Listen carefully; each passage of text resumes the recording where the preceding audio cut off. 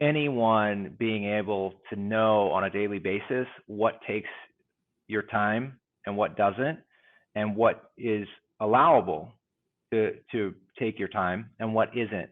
And there's a very fine line for you as an individual that I'm trying to lead you to create. Welcome to the More Than Corporate podcast. I'm Amber Furman, recovering perfectionist and serial accomplisher. If you're anything like I used to be, you've been living your life thinking that if you accomplish enough stuff, you'll finally find the success you've always wanted. But what if it's not about accomplishing more stuff? What if it's about accomplishing the right stuff? I believe you don't find success, you create it by intentionally designing the life you want and having the courage to get out of your comfort zone to live your design. I went from doing what I was supposed to do to doing what I love to do, and now I get to help others do the same. Keep listening as I chat with inspiring people who make it their mission to live their best life every day and learn how you too can live the life you've always wanted.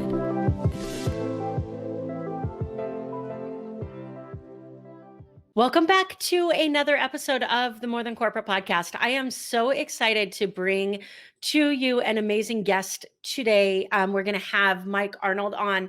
Mike and I were just having an amazing conversation about what it's like working from home and the mentality that needs to go into that of being able to really have that self-discipline to help you be able to accomplish your goals. And I'm really excited to dig into this topic with him.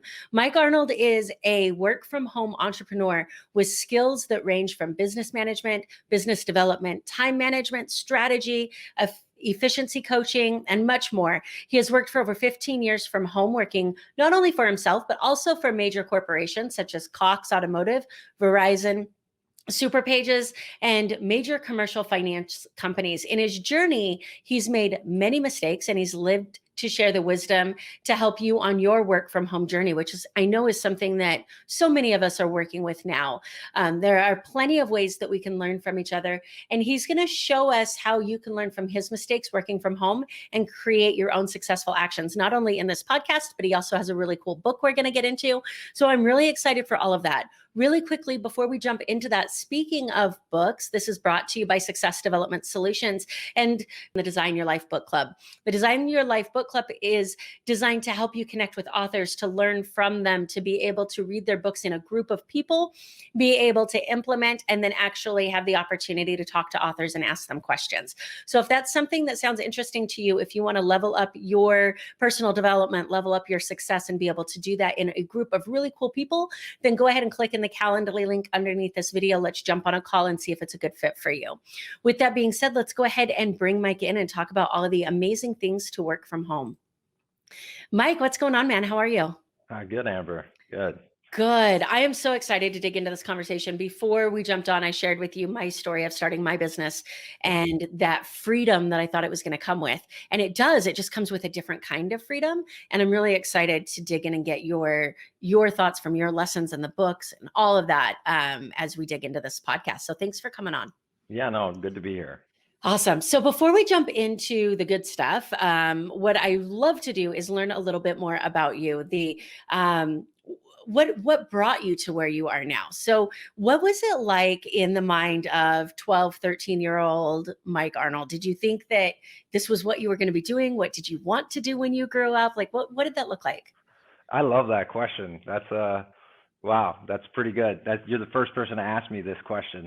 I think as a young Mike Arnold, honestly, I used to spend some summers out in Utah, and I used to walk around the city and visit people at different buildings, like even the airport traffic controllers, some of the city officials. And I used to visit them because my grandmother worked at the community college and would let me walk about the entire city. And I realized as an adult in my careers working from home that I did a lot of visiting and consulting. And it was just so interesting how it reminded me as a kid that this is what I actually did, was visit these people and get them to talk to me. And because I was so young as a kid, obviously people say whatever they want because they know there's nobody there that's going to hold them to anything. And it's funny, I find myself doing the same thing now when I consult for businesses or talk to a friend that needs help, or, do any of the things that I do. So I would say, I definitely had an urge in that direction. Had no idea that I'd be a work from home entrepreneur, or really interested in the things that I'm interested in now. I mean, gosh, I think every day I study, every day I learn. And when I was a kid, I had this fallacy that I would have to stop doing school at some point in school. And Yeah. I think that's funny. Yeah, and I think that's really interesting because, there's a couple things that stood out when you were talking. First of all, what part of Utah? St. George, actually. Okay, I grew up in Southern Idaho, so whenever anybody Oh, nice. says yes, so I'm always like, "Okay, what part of Utah are we talking?"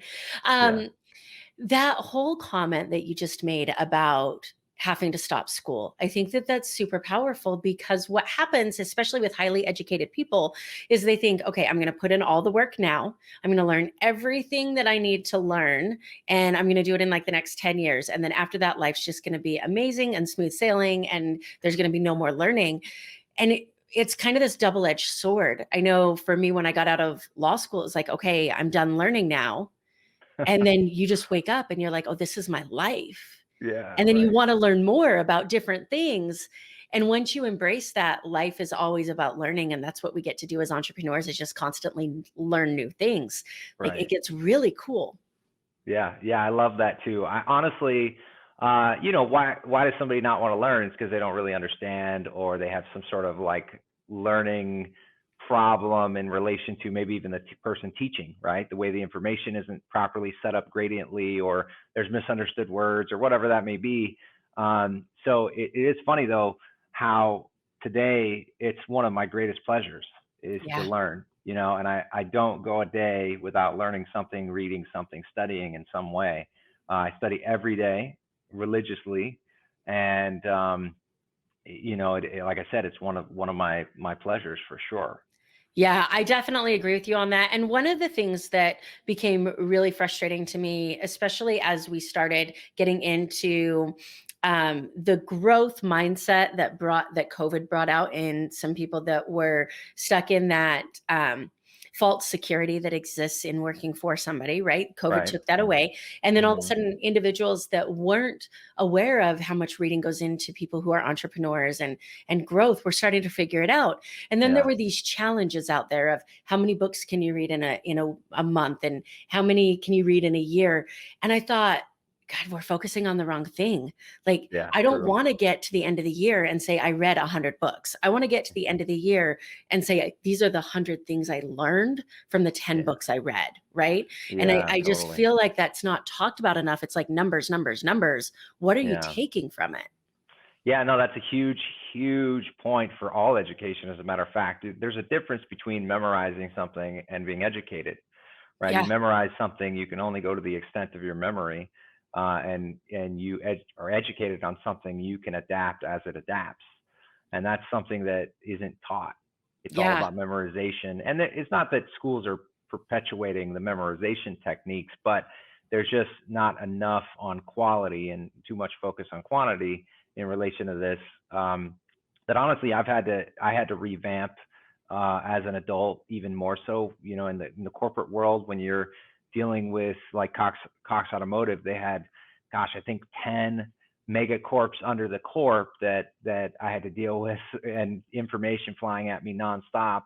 Part of the reason I wrote my book was because of a lot of the people that I worked with there, whether they were clients or colleagues. Um, and that was a big deal. There was nonstop learning required. I mean, we're yeah, talking you were, in,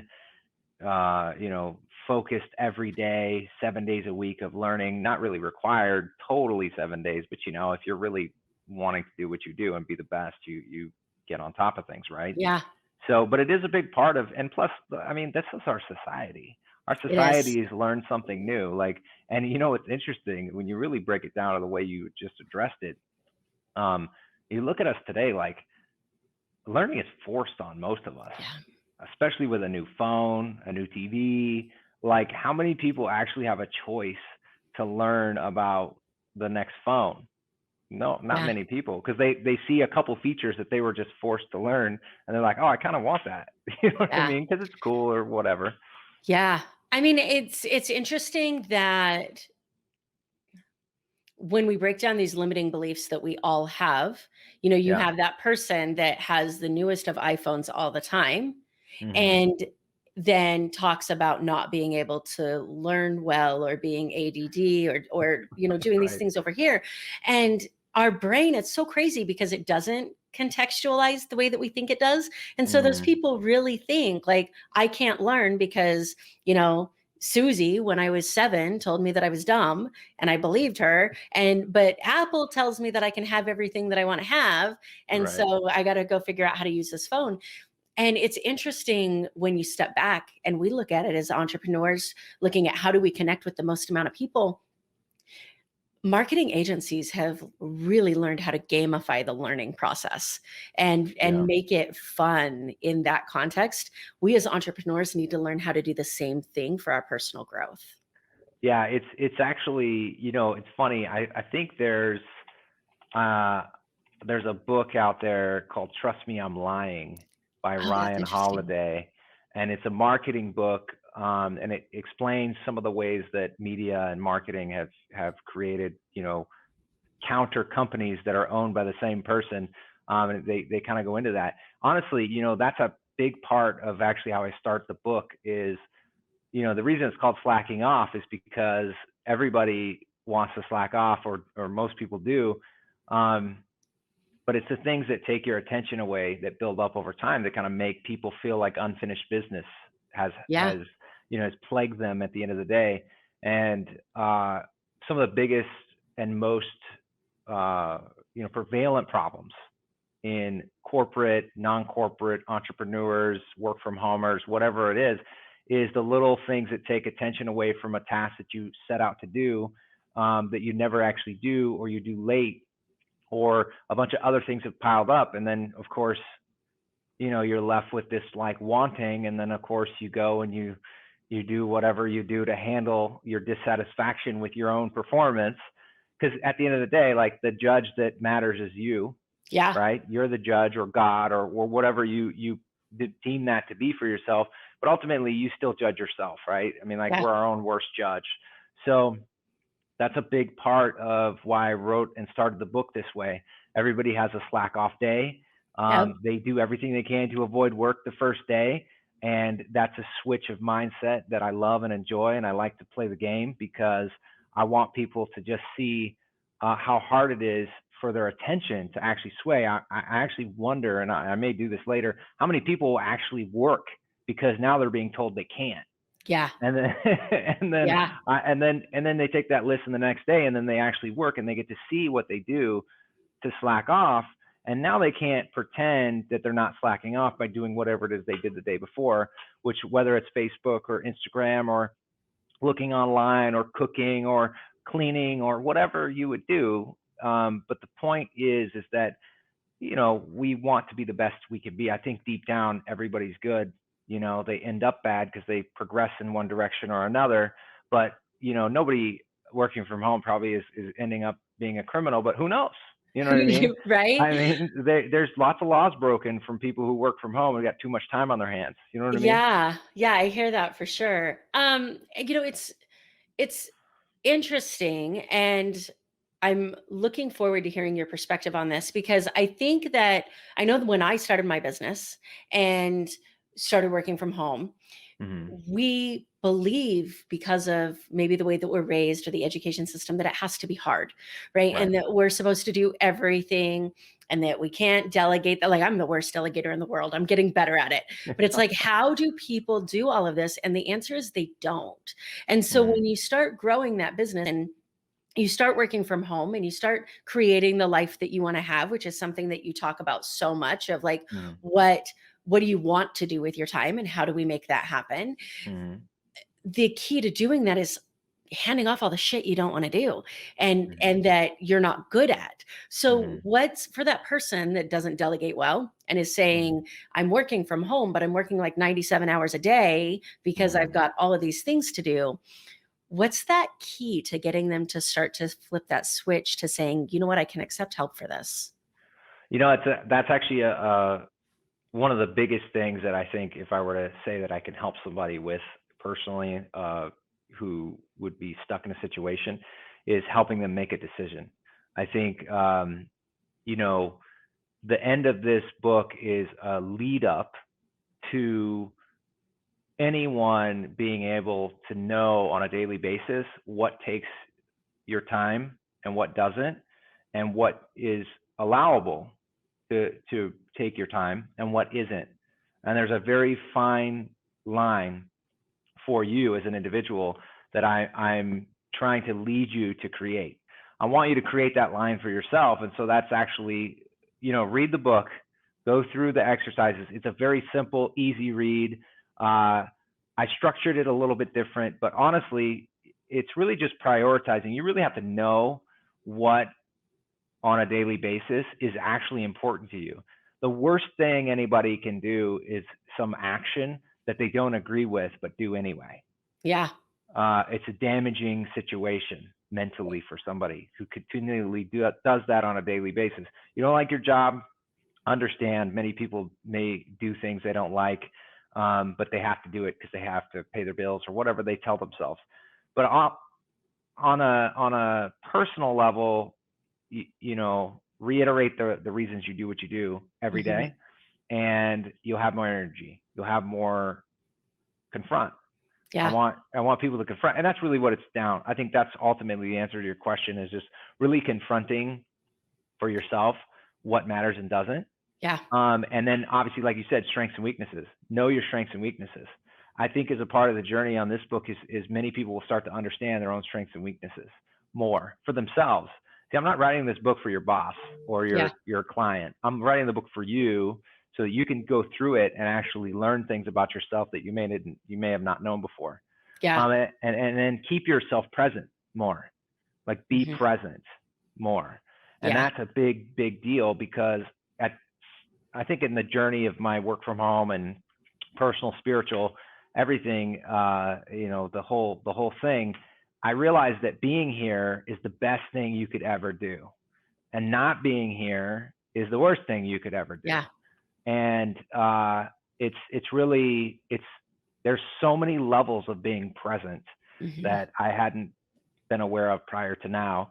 And that's just ultimately what I would like to help, occur, is right for that person who works 97 hours a day, obviously, 24 hours a day or 22 hours a day or 20 hours a day. I promise you that through this book, you're going to get hours back for sure. That's the one thing 100% that I created this for, was when at the end of it, I wrote it and was like, whoa, what did I just give people back time? You did. Yeah. Yeah. That's a big deal. And peace of mind too, because what you're talking about is one of, you described it as confronting, which it really is. How many times do we live our life because we think that's what somebody else wants us to do? Yeah. It's been our parents that tell us this is what success means. This is what you should do. That phrase of, I just want you to have better than I had. Like, that's so damaging, right? Because we end up creating things that we think other people want. We do things that we think other people want. I know I recently was describing my process into law school and out of law school and into the entrepreneurial journey.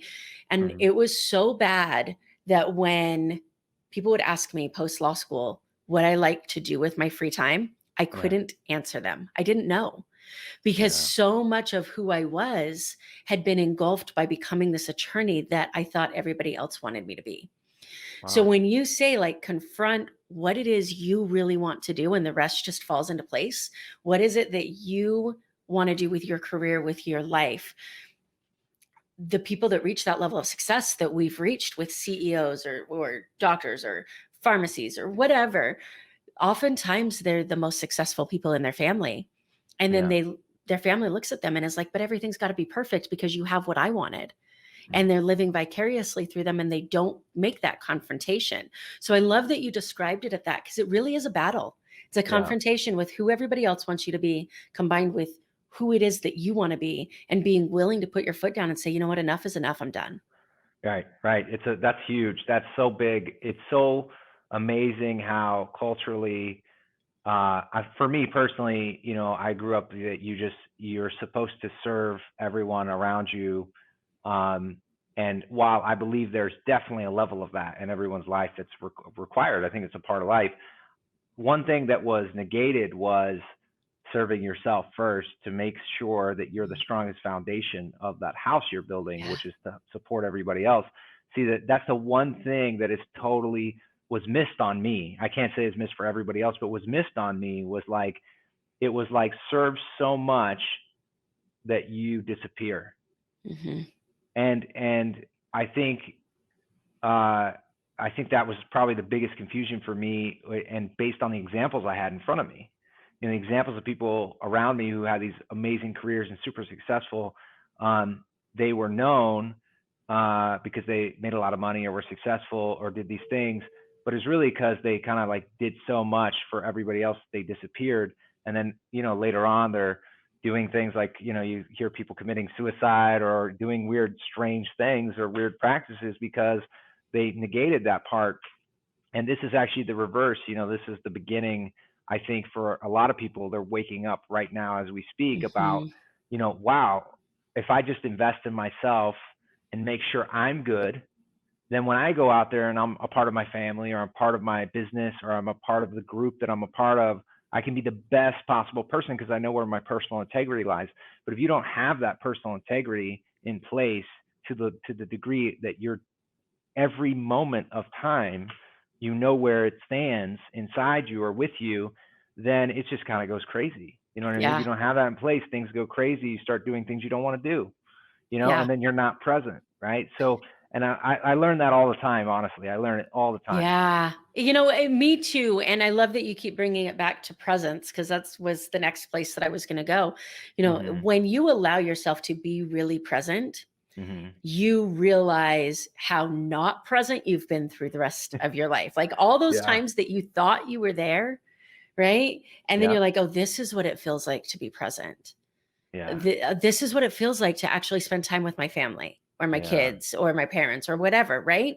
Hmm. Um, I was in a class, a training, listening to somebody talk about not having memories of a childhood situation that she was in.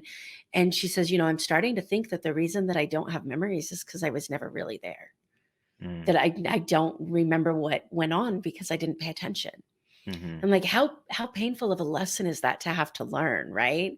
So I Yeah. love that you keep bringing it back to presence. And so for you, as you look at this book where you talk about the tools and resources that you need to be able to work from home, to have that management of yourself, to have that self focus, do you actually like calendar in family time and personal time and things to that effect? Or how do you make sure that your mind's not wandering and you are focused? Because that's a huge deal. Yeah, that's exactly what I do. So I basically, I'm an entrepreneur. I also work for a medical technology company that's working on its 105th patent. I'm trying to help, human rights advocates, all kinds of different organizations and things. So I use my calendar so that I actually can have mind space. I was against the calendar originally in the beginning of my career. I avoided it like the plague. I was like, listen, anybody use the calendar? They're boring, blah, all the horrible things of the fact that I just didn't understand the calendar and didn't want to go through the process of learning it. And I like spontaneity, right? You're just spontaneously Yep. doing things, and you can do it because you're an artist and you're smart and you can retain everything and And that manage freedom we everything. talked about, right? Like you Yeah, got to have that exactly. freedom. And then I started with my own personal things being scheduled. I said, I'm not going to use the work calendar. I'm going to use the Mike calendar and just schedule the things that matter to me, because that's actually what bothers me the most is when I don't go to the gym, or I don't eat the proper, at the proper time, or I don't eat the proper meal, or I don't, do something for myself. That's actually where things start to go awry, is when I don't do the things I need to do for myself. Then it will affect the work. Then it will affect the home life. But long story short, I schedule the personal things. on the calendar. They either show blocked off or they show to the people that see my calendar, then the business things after. But personal always comes first, because at the end of the day, you know, I don't know about you, but when I don't eat for 10 hours, I tend to get a little irritated. Oh, I am So, the queen of hangry. Like, yeah, and it's my friends know, like I am a walking Snickers commercial. Like I love my it. line is almost non-existent. And my friends can see it. Like, okay, we Yeah, need to feed you, right? yeah, yeah. That's So I totally get true. that. And I was totally with you. Like my coach has been harping on me for calendaring for like 2 years. Yeah, And now I teach it. that's And awesome. she's like, it's so interesting to me that the thing that you've chosen to latch onto is calendaring, because I fought it tooth and nail. And it was the freedom thing for me. Like nobody's going to tell Yeah, me what to do. Like I'm not right, going to put myself in this box. And there were so many situations where it was like, oh my gosh, all the things I got done on my task list because I was actually paying attention. right. But the final nail in the coffin was, did you watch The Last Dance with Michael Jordan? Did you see that? I don't think I did. No, So I it may have seen a was light version of it, or like bits and pieces. But continue. So I actually heard this story first of all in Tim Grover's new book Winning. Hmm. And he talks about his relationship with Michael Jordan. Hmm. And he was talking about how Michael Jordan was so meticulous that everything down to what he ate, when he ate it, all of that was pre-calendared in. And Hmm. somebody asked him one day, why do you have it like this? And he said, because the more that the mundane is calendared in, then the more brain power I have to focus on the stuff that matters, the stuff that Yeah, isn't mundane, the stuff that I need to deal with every single day. If I'm worried about when I'm going to eat and what I'm going to eat and when I'm going to train, then I can't worry about how I'm going to defend on a court, right? yeah, So, like, you only have so much brain power. And the moment I read that, I was like, oh, crap. So, yeah, yeah. That's exactly. It's true. It's 100%. We're speaking the same language. That's exactly the reason I do it, is because now I can spend the time that I need to spend doing the things I need to do to be present. That's yeah, it, and that's huge. That's absolutely. just it. Not worrying about my next one because I know the notification is going to pop up. Yeah, that's really cool. And I'm really excited for people to read and dig into the exercises in your book. I Yeah. always love it when books have the exercises. You heard me talk about implementation. To me, Hmm. people read too much, they don't implement enough. And Yeah. so I love it when books are like, hey, put this down, like stop reading, do Yeah. this, and come back, right? I think that that's so Hmm. powerful. So I'm really curious though, because this book is so relevant. Was this a COVID creation or was this No. in your mind before this? Like, how did this happen? So I just actually had this question differently asked earlier on a different podcast, and I wrote this in 2018. I started Oh, writing wow. it in the beginning of 2018, actually in January, February of 2018, because I had done a lot of self-reflection, you know, some spiritual stuff, and I was looking at, you know, what caused the most damage for me, and how could I help prevent that from people who are working from home after a certain amount of years, or getting into something where they have a lot of freedom, which are mostly entrepreneurs or people that work from home, right? and and then become a victim of their own creation, right? Which is people who work from home after about a year, which is right about now, I guess, year and a year and a half, and then start to let that free time attack by, you know, floating their attention in one direction or another. So no, it was definitely created in 2018, and I have to confess, I felt very guilty in April of last year. I felt so guilty, and it literally felt like a monkey on my back, just like yelling at me, like, "Why have you not finished this book?" Because I realized that the whole reason I created it was to prevent, you know, misery in working from home. You know what Yeah. I mean? And it's probably very needed more so now. So the more I talk about it, the better. The more people see it, the better. And then, of course, I'll feel better about it. Yeah, absolutely. And it's out there now, which is about the time that everybody needs it, right? Yeah, So, yeah, one of exactly. my favorite things you talk about is learning your lessons and living through those and being able to share those. So, this Yeah. I wouldn't be a good podcast host if I didn't ask you what your biggest lesson was. You know, that's a good question. My biggest lesson uh, is confront intricately in every way for myself. Confront time, confront money, confront moments, confront relationships. Don't allow anything to affect my personal integrity. My personal integrity is the most important thing, even beyond, in most cases, even beyond my personal life. It's very important. I'm a one person that grew up with, single mother, sisters, had to kind of fend for myself a lot.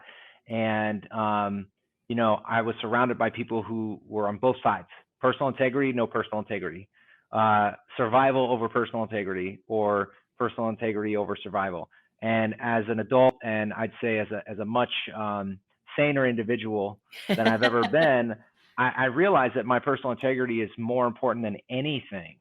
And it really is more important than anything. And that is a hard thing to swallow for a lot of people who, are conflicted with beliefs. And I think when I'm integral, then obviously, everything else falls into place very Yeah. well. And people are not disappointed, including myself. I don't lose sleep, right? And Hmm. it's crazy how many people lose sleep over personal integrity they're unwilling to face. So that's it. Yeah. Confront and, make sure that my integrity's in.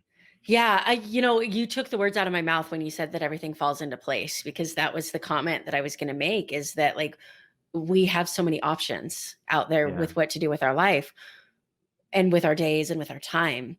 But when you are looking at where does that fall in that integrity line for you, Hmm. 75% of those options fall off the plate, and now you're just stuck with one or two, right? But Absolutely. that integrity and making those choices conflicts with people's fear of missing out, and their fear of upsetting somebody, and their fear of not belonging, and their fear of being judged, and all of these things that we as humans, and especially entrepreneurs and business owners, get to face. And so when you're talking, I'm just seeing it as like this shield of protection of like, this is me, and this is my integrity, and this is my space. And Yeah. while all of these other things are painful, they're nowhere near as painful as giving up my integrity and what happens after that, which is such an Yeah. important lesson for people to learn. Huge, huge. And Yeah. that's ultimately, and it's one that I learn at higher degrees every single day. Yeah. Every day that you resist through things that will test your personal integrity, more things will be bigger and stronger to try to test that personal integrity. And I think that's a big lesson for life in general, right? It just Yeah. keep that integrity. And just like anything else, the things will stop knocking at your door the longer you hold out. Yeah. You know what you want, you know what you could do, you know what you consider to be right and wrong yourself personally. Stay in integrity. Yeah. That's again, a lesson I still, have to learn myself every day. Make Yeah. sure that I'm doing that. Yeah, and it's almost like, whatever your beliefs are and whatever you think that energetic force is out there, it's almost like the universe is going to dangle it in front of you and be like, let's see how That's right. bad she wants this dream she says she wants, right? Because here's this thing that's almost that dream she wants. Hmm. So let's see if we can direct her focus here, right? And it's so crazy because so many times we're like, oh, well, it's close, right? It's Hmm. close. I think I can make it work. So I absolutely love that. Your book is called Slacking Off, which Hmm. is a great title. Everybody should learn how to do it, and how to do it effectively, right? My That's family right. asks me all the time, they're like, do you ever work? I'm like, I run 3 businesses. I work all the time unless I'm not working. I just Right. enjoy what I do, right? And I hand off everything I don't want to do. So, where can people find this book? What's the best place for them to get it? Amazon is the best place to get it. That's where I put it up in the beginning of the year, and that's really the only place you can get it. You can either get a digital version or a hard copy, and that's really it. I mean, it's Slacking Off: a successful way to work from home. I said a successful way to work from home because it's not the only successful way, because I want everybody to create their own. But yeah, that's it. That's awesome. And when people read the book and they do the exercises and their life transforms and they become more productive, how can they contact you to say thank you and to continue this conversation? So you can reach me on Facebook, Slacking Off Book, Instagram, Twitter. You can also obviously leave a review on the Amazon review channel that you do for everything, I guess you buy on Amazon nowadays. And I'm welcoming of any communication whatsoever. I definitely, want to assist anybody, to get through. And I'll actually be adding some videos to help people go through the exercises as well through video instruction here in the next couple months. Awesome. And it looks like I can't tell who's commenting this because of StreamYard's limitation with groups, but somebody's saying that Amazon only seems to have the digital version in Canada. Is there a place that international users can purchase a physical book? That is a good question. I would say, I know in the UK and in Australia, they'll send the print version.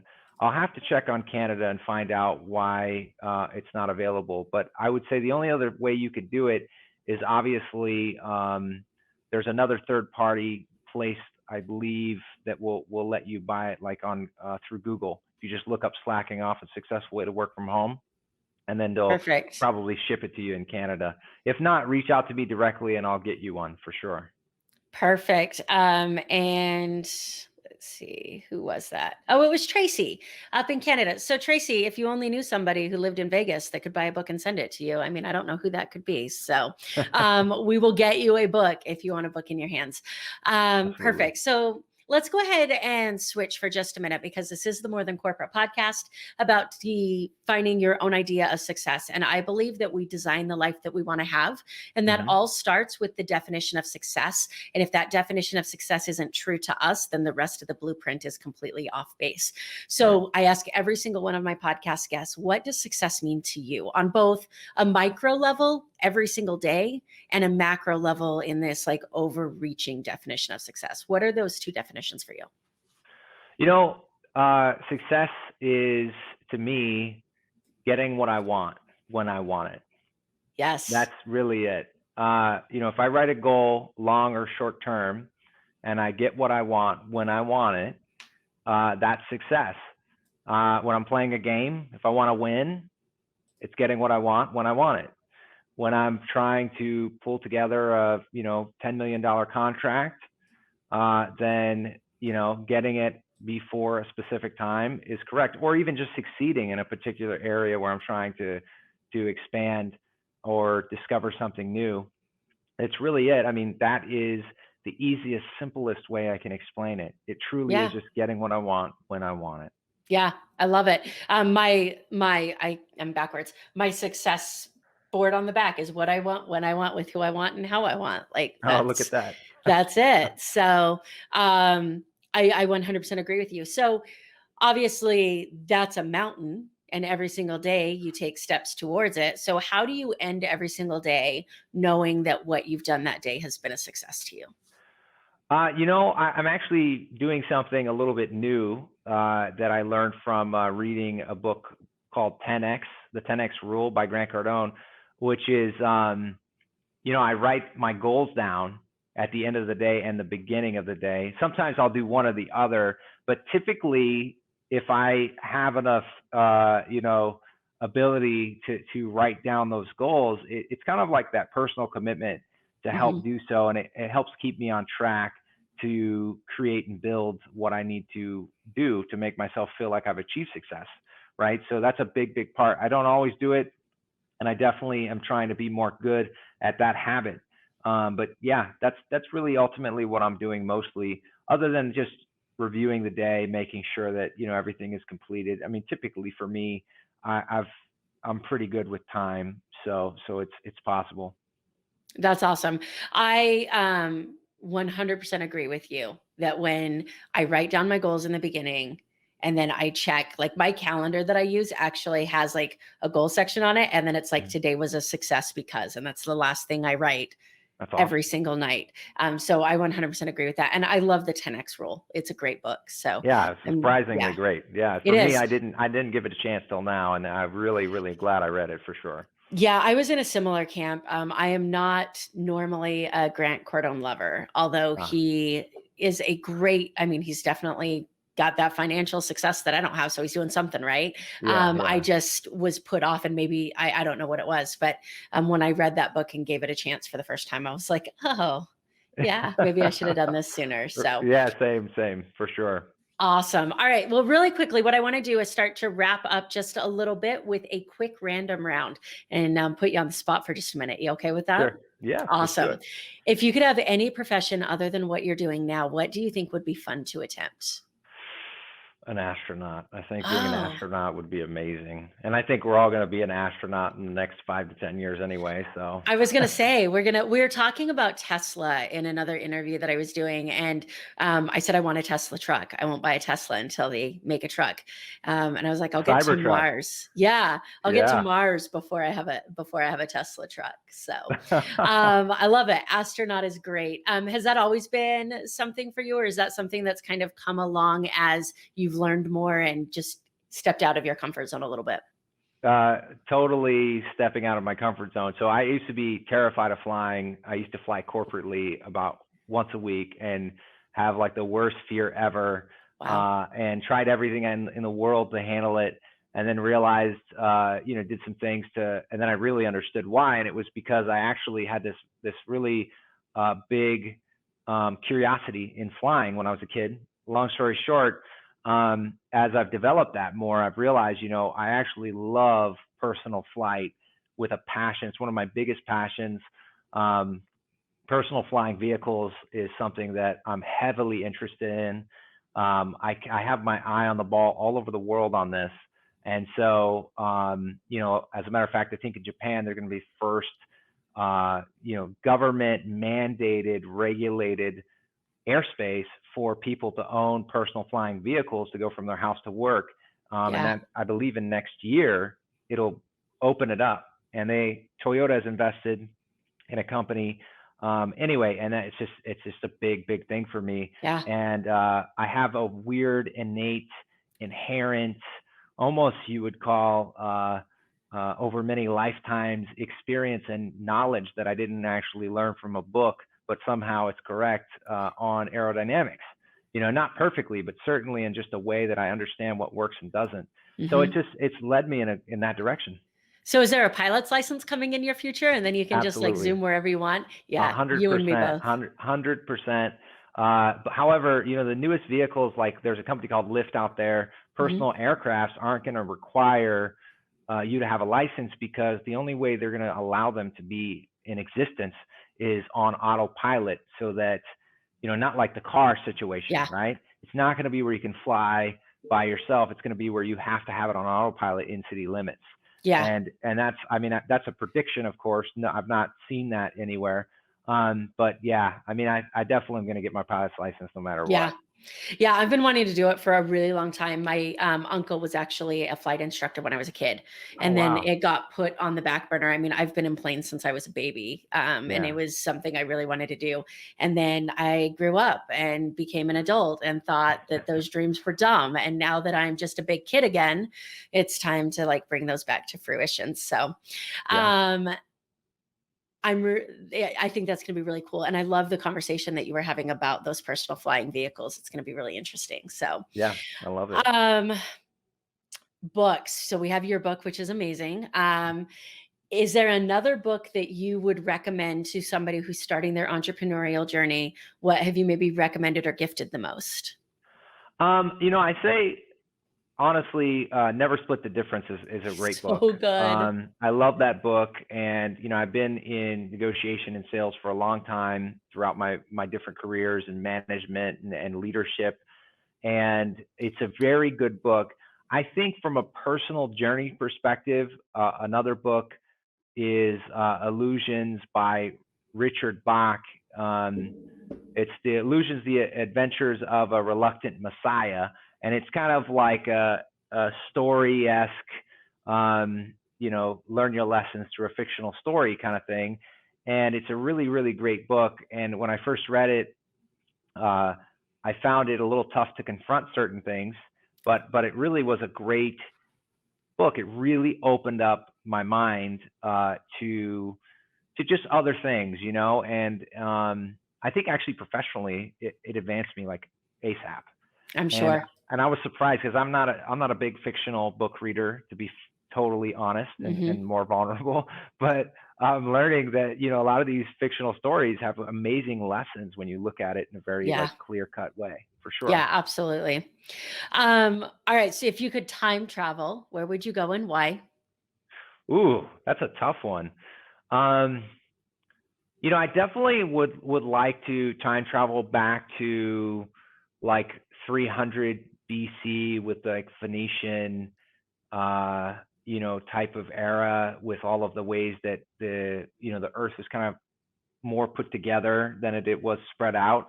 I'd really like to see, in fact, what the technology was Yeah. like and just how advanced the actual civilization was. Because I know in my growing up, there was a lot of look at history and like old times before in BC, before Christ, that they just weren't advanced. Yeah. But it seems like as time continues in recent times, that we're actually seeing that there was even more advanced stuff in weird sporadic times, and that just like kind of fascinates me, that it's not always what we've been fed, that Yeah. the history is what it was, right? That it's there's actually some very still more fascinating things to learn there.